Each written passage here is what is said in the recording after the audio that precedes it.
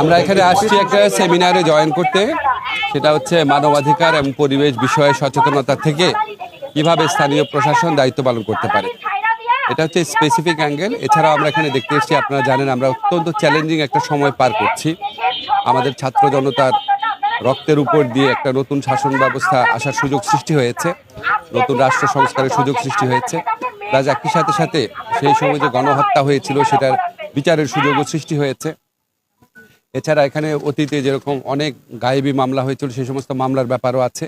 তো আমরা সামগ্রিকভাবে এখানে দেখতে এসেছি, এখানে যারা স্টেক হোল্ডাররা আছেন, জেলা প্রশাসন, ডিসি অফিস আছেন, ইউএনও আছেন, পুলিশ প্রশাসন, এসপি আছেন, ওসি আছেন, বিচার প্রশাসনে আমাদের বিচারকরা আছেন, পিপি অফিস আছেন, ওনারা যেন সমন্বিতভাবে কাজ করতে পারে। যারা যাদের বিরুদ্ধে অভিযোগের শক্ত প্রমাণ আছে, যেমন যাদের বিরুদ্ধে অপরাধে জড়িত থাকার যথেষ্ট প্রাথমিক সাক্ষ্য প্রমাণ আছে, তাদের ব্যাপারে যেন যথোপযুক্ত পদক্ষেপ নেওয়া হয়।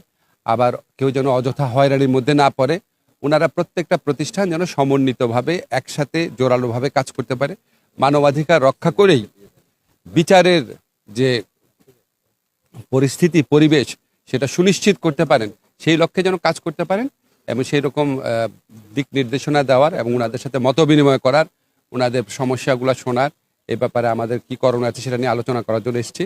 আমার সাথে আমাদের অ্যাটর্নি জেনারেল সাহেব আসছেন, আমাদের আন্তর্জাতিক অপরাধ আদালতের যে চিফ প্রসিকিউটর উনি আসছেন।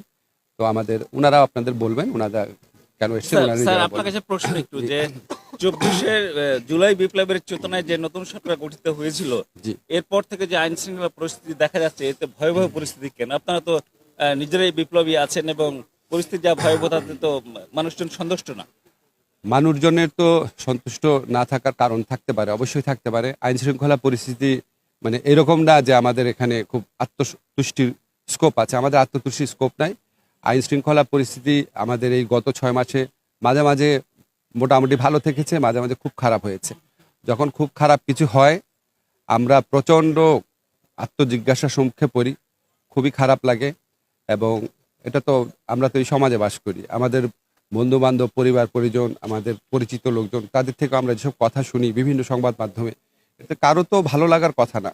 তবে আপনাদেরকে অনুরোধ করি, কিছু বাস্তব সমস্যা আছে, প্লিজ একটু বোঝার চেষ্টা করেন। সেটা হচ্ছে, 1 নম্বর হচ্ছে আমরা একটা ধ্বংসপ্রাপ্ত কিছু প্রতিষ্ঠান নিয়ে কাজ করছি, বিশেষ করে পুলিশ প্রশাসন। আপনারা জানেন এখানে আগের সময় কীরকম রিক্রুটমেন্ট হয়েছে এবং তাদের ট্রেনিংয়ের ক্ষেত্রে কী ঘাটতি ছিল, তাদের দায়িত্ব পালনের ক্ষেত্রে সমন্বয়হীনতা থাকতে পারে, ব্যর্থতা থাকতে পারে। তারপরে আমাদের এখানে যে